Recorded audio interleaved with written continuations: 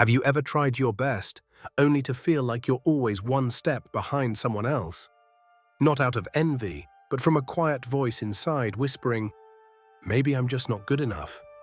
That's exactly how David, a 12-year-old boy full of energy and passion for soccer, felt every single day.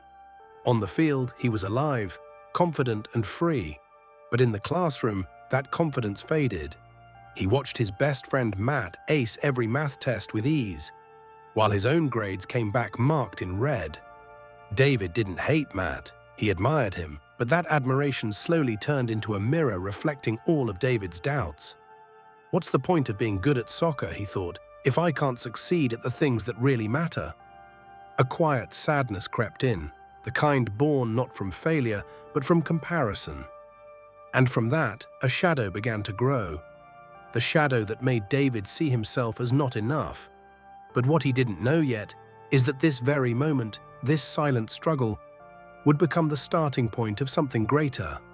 Because often, it's in our deepest doubts that the first seeds of transformation are planted. David's father wasn't a man of many words, but he had the kind of wisdom that didn't need noise to be heard. That afternoon, as he stepped into the room and saw David sitting quietly, eyes dimmed and spirit tired, he didn't ask too many questions. He simply said, "Walk with me." They stepped outside into the backyard. But to David's father, it wasn't just a backyard. It was a garden of stillness, a space where life revealed its quiet truths. The air was calm, the trees whispered with the wind, and time felt slower. There, in that gentle peace, his father looked at him and said, "I'll teach you 3 truths. But you won't hear them from me. You'll have to find them yourself." David looked up, curious. It was the first time he had ever been invited into a lesson without a lecture.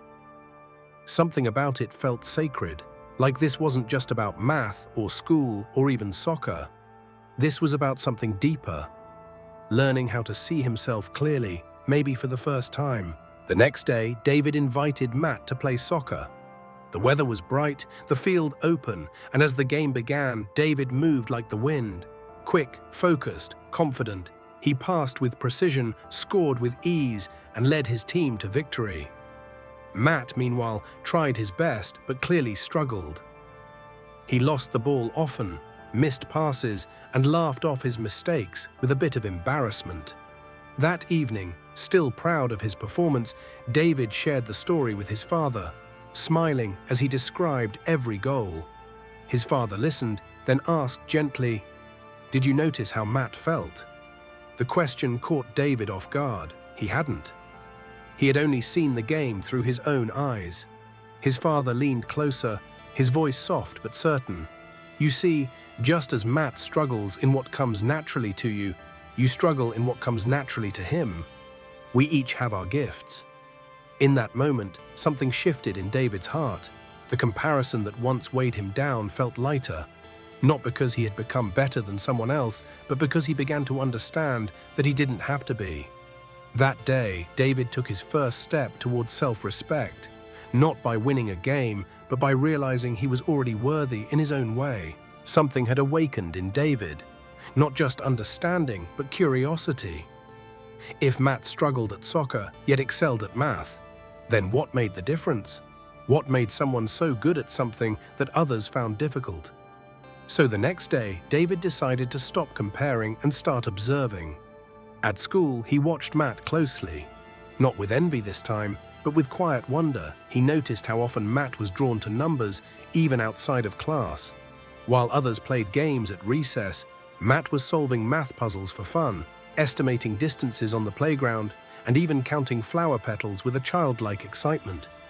It was as if math wasn't just something Matt did, it was something he loved. And suddenly, it became clear. Matt wasn't just smart. He was dedicated, he practiced. Not once a week, not only when homework was due, but every single day. That realization sat with David like a spark in his chest.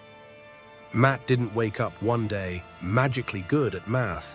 He built that strength over time, slowly, patiently, intentionally. That evening, when David met his father in the garden, he spoke first, his voice calm but full of insight.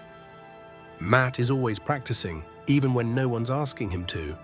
He just enjoys it. His father nodded, his expression proud yet gentle. "Exactly," he said. "Matt is good at math because he practices what he loves. Just like you do with soccer." And in that moment, something clicked. David had always thought success was about natural talent, something you either had or didn't. But now he saw it differently. Talent may open the door, but it's practice that walks you through it. What you water grows. What you give your time to gives back. And with that second truth revealed, David wasn't just learning about Matt anymore. He was learning about what was possible for himself. The garden had become more than a place. It was now a classroom without walls, where each lesson sank deeper than any textbook ever could. That evening, David's father looked at him thoughtfully and posed a quiet challenge. "If Matt is 3 times better at math, do you think you can study 3 times harder?" David didn't hesitate. Determined to prove himself, he nodded firmly and marched into the house with a fire in his chest. He opened his math book and began to study. 1 hour passed, then another. By the 3rd hour, the numbers on the page began to blur.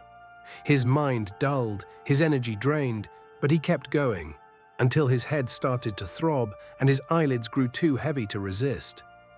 Somewhere between trying and exhaustion, David fell asleep, slumped over his notebook, the pages marked by pencil, and the quiet weight of unmet expectations. Later that night, his father found him asleep at the table and gently woke him.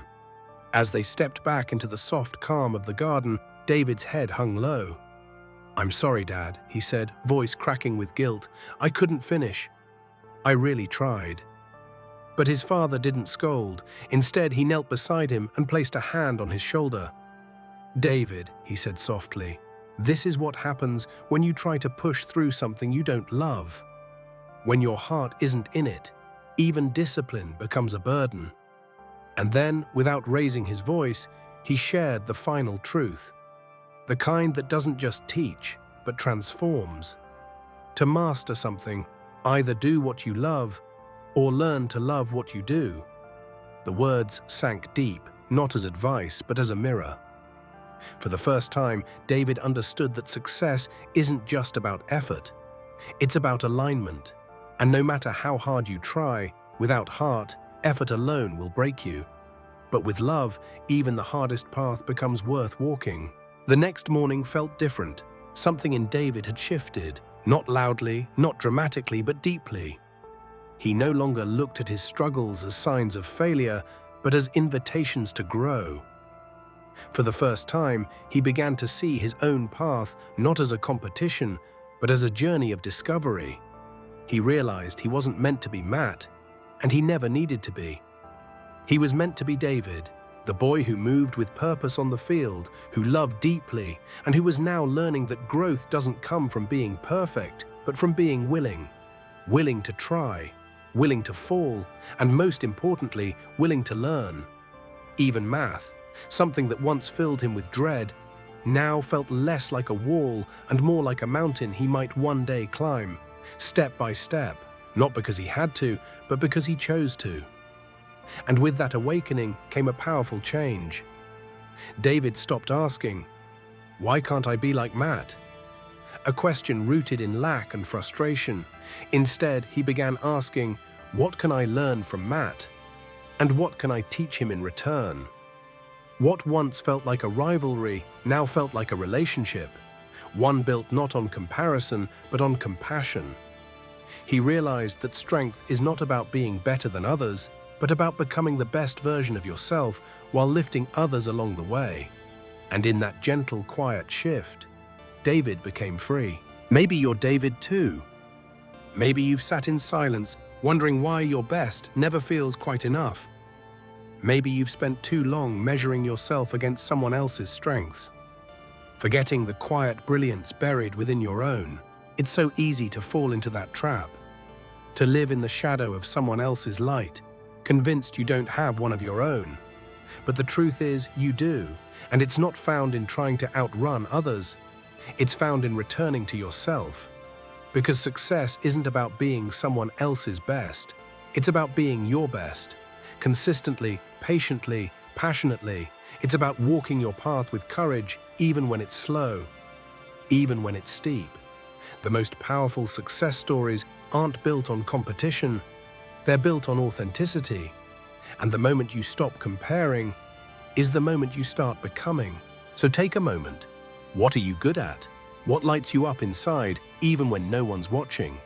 What comes alive in you when you give it your time, your heart, your effort? That is your path. That is your power. Pursue it, practice it. And if, like David, you must face a challenge you haven't yet come to love, learn to love it, one step at a time.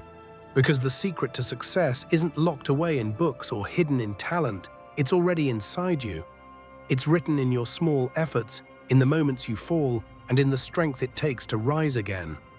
Not as someone else, but as yourself. And that is more than enough.